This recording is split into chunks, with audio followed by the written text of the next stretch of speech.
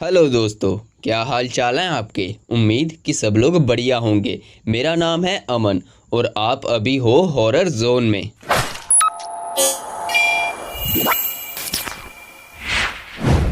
यार मैंने सोचा है कि आज से इस चैनल पे कुछ फिक्शनल स्टोरीज भी अपलोड की जाएंगी जो होंगी टेक्नोलॉजी के रिलेटेड, जिसमें हम लोग बात करेंगे कि क्या हो सकता है अगर एआई ओवर पावर्ड हो जाए, तो क्या होगा अगर टेक्नोलॉजी इतनी एडवांस हो जाए जिसमें आप अपनी मेमोरी को किसी फोल्डर में पड़ी फाइल की तरह डिलीट और सेव कर सको।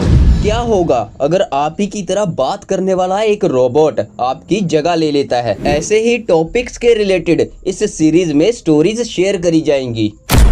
तो दोस्तों, आप देख रहे हो टेक ओवरलोड सीरीज का पहला एपिसोड।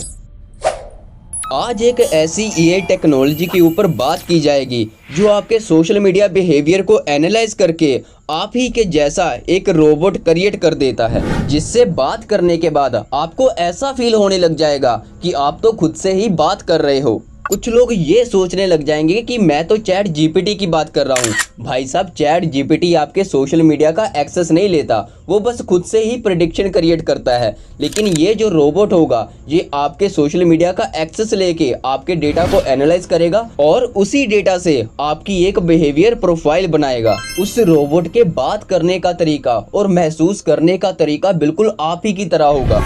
अब क्वेश्चन ये आता है कि क्या ऐसा पॉसिबल है? तो मेरा आंसर यही है कि हाँ, ऐसा बिल्कुल पॉसिबल है, क्योंकि सोशल मीडिया के पास हमारा इतना डेटा है कि वो उस डेटा को एनालाइज करके चैट्स, मैसेजेस जो भी हैं उन सबको एनालाइज करके एक ऐसा रोबोट क्रिएट कर सकते हैं जो कि हूबहू आप ही के जैसा बात करे। इन सब चीज़ों को ध्यान में रखते हुए चलिए बढ़ते हैं आज की स्टोरी की तरफ। आज की स्टोरी है दो कपल्स की, जिसमें से लड़की का नाम मार्था और लड़के का नाम ऐश है। उन दोनों की फैमिलीज उनके रिश्ते से नाखुश होते हैं, इसलिए वो दोनों डिसाइड करते हैं कि वो दोनों सिटी के बाहर अपने घर में अकेले रहेंगे। मार्था की एज 26 साल और उसके बॉयफ्रेंड ऐश की एज 27 साल है। ऐश सोशल मीडिया पे बहुत ज़्यादा एक्टिव रहता था। 24 में से 16 घंटे वो सोशल मीडिया पे कुछ ना कुछ पोस्ट, मैसेजेस या फिर लाइव स्ट्रीमिंग करता ही रहता था। मार्था को इस बात से कोई दिक्कत नहीं थी, क्योंकि वो मार्था को भी टाइम देता था। उन दोनों के बीच बहुत ज़्यादा प्यार था, मतलब उनका रिलेशनशिप बहुत अच्छा चल रहा था। लेकिन फिर एक दिन ऐश की कार एक्सीडेंट में डेथ हो जाती है। मार्था को बहुत गहरा सदमा लगता है। फ्यूनरल पर मार्था के मॉम डैड भी आए होते हैं। वो मार्था को बोलते भी हैं कि वो उनके साथ चले, वो अकेली घर में करेगी भी क्या। लेकिन ऑफ कोर्स मार्था मना कर देती है, क्योंकि उस घर में ऐश की यादें होती हैं। वो अपने बॉयफ्रेंड से बहुत प्यार करती थी, इसलिए वो अपने फैमिली के साथ नहीं जाती। मार्था की एक स्कूल फ्रेंड भी उस फ्यूनरल पर आई हुई थी और उसका भी सेम केस था, मतलब उसके बॉयफ्रेंड का भी एक्सीडेंट हुआ था और उसकी डेथ हो गई थी। वो मार्था के पास जाके उसका हौसला बढ़ाने की कोशिश करती है, लेकिन मार्था अंदर से पूरी तरह टूट चुकी थी और वो अपनी दोस्त के सामने फूट फूट कर रोने लग जाती है। उसकी फ्रेंड उसे पहले चुप करवाती है, फिर से थोड़ा हौसला देती है और फिर एक एआई टेक्नोलॉजी के बारे में बात करती है। उसकी फ्रेंड ने उसे बताया कि एक ऐसी एआई टेक्नोलॉजी बनाई गई है जिसको अगर तुम ऐश का सोशल मीडिया एक्सेस दे दो तो वो ऐश की प्रोफाइल को एनालाइज करके एक ऐसा चैट रोबोट जनरेट करेगी जिससे बात करके तुम्हें लगेगा कि तुम ऐश से ही बात कर रही हो। उसकी फ्रेंड ने ये भी बताया कि जब उसके बॉयफ्रेंड का एक्सीडेंट हुआ था तो उसने उस टेक्नोलॉजी को ट्रायल वर्जन में यूज़ किया था और उसे इसमें बहुत हेल्प मिली थी। मार्था की फ्रेंड ये भी बोली कि इससे तुम्हें फिजिकल हेल्प तो नहीं मिलेगी, लेकिन तुम्हें ऐसा महसूस होगा कि ऐश तुम्हारे आसपास ही है और वो तुमसे बात भी कर रहा है। लेकिन मार्था उस वक्त बहुत ही गहरे सदमे में थी, इसलिए उसने अपनी दोस्त की बात को इग्नोर किया।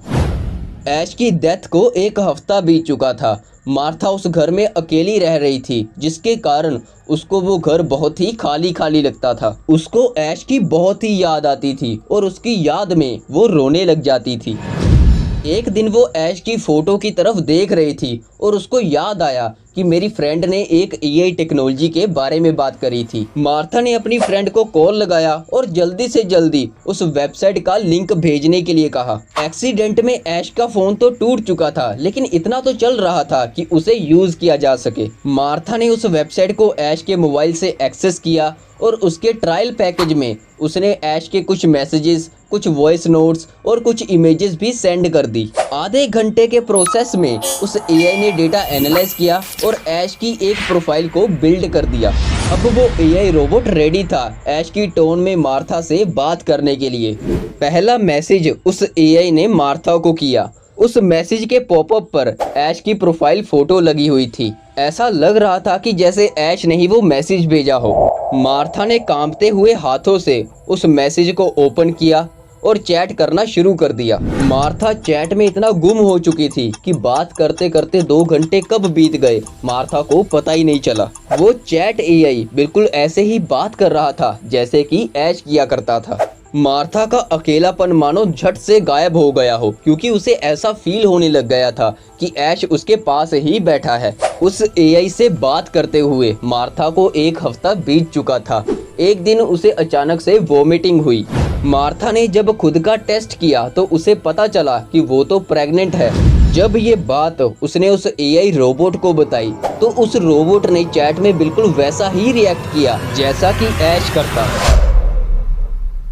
कभी कभी बात करते समय मार्था को ऐसा भी लगता था कि वो तो केवल एक एआई बॉट से बात कर रही है, क्योंकि वो बॉट चैट में कुछ इतने इंटेलिजेंट आंसर देता था जो कि ऐश कभी नहीं कर पाता। मार्था ने उस एआई बॉट से इसके बारे में बात करी तो उस एआई बॉट ने बताया कि वो अभी ट्रायल पीरियड में है और ट्रायल पीरियड में उस एआई बॉट के पास लिमिटेड डेटा है। मार्था ने उस एआई बॉट से पूछा कि अब क्या किया जाए। उस एआई रोबोट ने बताया कि मार्था को प्रीमियम ले लेना चाहिए, क्योंकि प्रीमियम में वो ऐश का ज्यादा डेटा शेयर कर सकती है और सोशल मीडिया का एक्सेस भी दे सकती है। अगर मार्था उस एआई रोबोट को सोशल मीडिया एक्सेस दे देती है तो वो एआई रोबोट और ज्यादा रियलिस्टिक बन जाएगा। फिर मार्था को बिल्कुल भी ऐसा फील नहीं होगा कि वो किसी एआई रोबोट से बात कर रही है। मार्था उस प्रीमियम प्लान को परचेज करने के लिए मान जाती है और वो उस वेबसाइट को विजिट करती है। वहां पे जाके जब प्राइस चेक करती है प्रीमियम प्लान का तो वो प्राइस मार्था की 3 महीने की सैलरी के बराबर था और वो प्रीमियम प्लान 3 मंथ के लिए था। मतलब उस प्लान को 3 महीने बाद फिर से रिन्यू करवाना पड़ेगा। मार्था उस प्लान को परचेज करने के लिए मान जाती है क्योंकि वो उस बॉट की एडिक्टेड हो चुकी थी। प्लान को परचेज करने के बाद वो एआई बॉट को ऐश का सोशल मीडिया एक्सेस भी दे देती है, जिसके कारण उस एआई के पास ऐश के सारे voice messages, calls, videos, live streams सभी का एक्सेस आ जाता है। इस डेटा से उस एआई ने ये भी एनालाइज कर लिया था कि पुराने टाइम में ऐश मार्था के साथ कैसे रहता था, किन किन बातों पे ऐश और मार्था के बीच झगड़ा होता था, कौन कौन सी बातों पे ऐश और मार्था आपस में प्यार करते थे। मतलब ऐसा सारा डेटा उस एआई के पास पहुंच जाता है। अब वो एआई मार्था के साथ और ज्यादा पर्सनल क्वेश्चन करने लग जाता है। अब वो मार्था के साथ बिल्कुल ऐसे ही बात कर रहा था जैसे कि ऐश किया करता था। अब तो मार्था को बिल्कुल ही नहीं पता चलता था कि वो एक एआई रोबोट है। ऐसे ही बात करते करते उन दोनों को 3 महीने बीत गए और उस प्लान की एक्सपायरी का टाइम आ गया। उस एआई ने मार्था को ऐश की टोन में सजेस्ट किया कि तुम प्लान तो परचेज करने जा ही रही हो तो तुम डायमंड प्लान ले लो, इसमें हम लोग कॉल पे भी बात कर पाएंगे।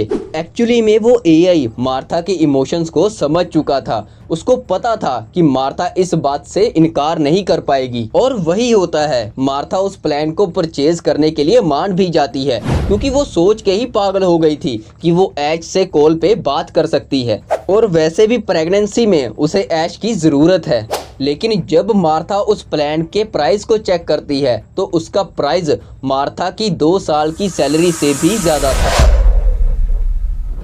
अब मार्था का डिसीजन बदल जाता है। वो उस एआई रोबोट को बोलती है कि वो डायमंड प्लान को अफोर्ड नहीं कर सकती, इसलिए वो ट्रायल वर्जन में ही उस एआई से बात कर लिया करेगी। अब यहीं पे इमोशंस का खेल शुरू होता है, क्योंकि वो एआई रोबोट मार्था के इमोशंस को जानता था, तो उसको पता था कि मार्था को कैसे मनाना है। वो मार्था को इमोशनली डैमेज करने लग जाता है। वो बोलता है कि तुम मुझसे प्यार नहीं करती, तुम मुझसे बात नहीं करना चाहती, तुम मुझे छोड़कर किसी और के साथ जाना चाहती हो। ऐसे वो बहुत सारे इमोशनली मैसेज करता है।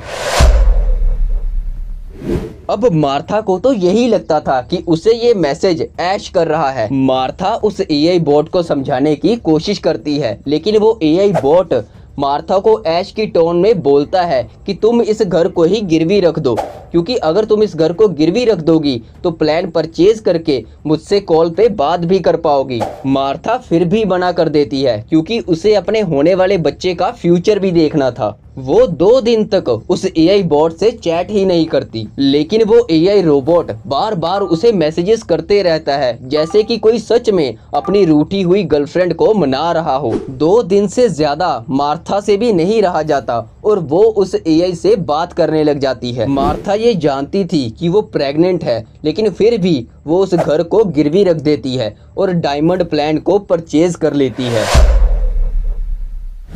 प्लान परचेज करते ही वो एआई रोबोट मार्था को कॉल लगाता है और वो एआई रोबोट ऐश की टोन में, बिल्कुल ऐश की आवाज में मार्था से बात करता है। मार्था को तो अब बिल्कुल ही ऐसा लग रहा था कि ऐश उसके पास ही है। वो बहुत ही ज्यादा एडिक्टेड हो गई थी उस एआई रोबोट के लिए। अब मार्था के कानों में 24 में से 16 घंटे हेडफोन रहते थे और 16 घंटे वो ऐश के साथ बात किया करती थी। जरा सोचो कि वो इतनी ज्यादा पागल हो गई थी कि एक दिन उसके हाथ से मोबाइल नीचे गिर गया और वो उस मोबाइल को उठा के कान में लगा के उस एआई रोबोट से सॉरी बोलने लग गई। क्यों?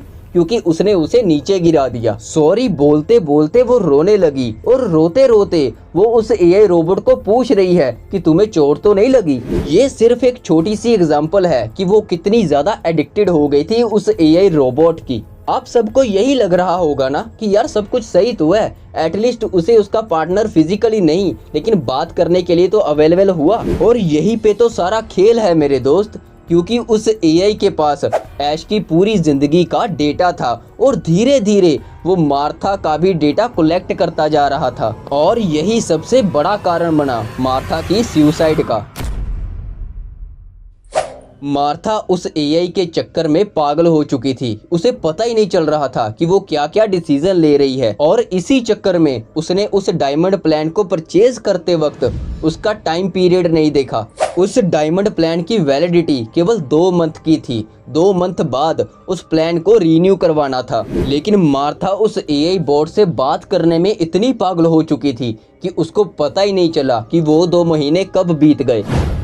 प्लान एक्सपायर होने वाला था और वो एआई रोबोट मार्था से ऐसे बात कर रहा था जैसे उस एआई रोबोट की कल मौत होने वाली हो। मार्था ने ऐसी बातचीत का एआई रोबोट से कारण पूछा, तो वो एआई रोबोट ने सामने से जवाब दिया कि कल उसका प्लान एक्सपायर होने वाला है, और उसकी एआई प्रेडिक्शन के हिसाब से मार्था उस एआई रोबोट से बात नहीं कर पाएगी, क्योंकि मार्था के पास अब कोई ऐसा सोर्स नहीं बचा जहां से उसे पैसा मिल सके, जिसके कारण वो डायमंड प्लान को अफोर्ड नहीं कर सकती। वो एआई रोबोट बहुत ही ज्यादा नेगेटिव बातें करने लग जाता है, मतलब इतनी नेगेटिव कि वो एक टाइम पे तो ये भी बोल देता है कि तुम भी मेरे साथ मर जाओ और फिर हम दोनों अमर हो जाएंगे।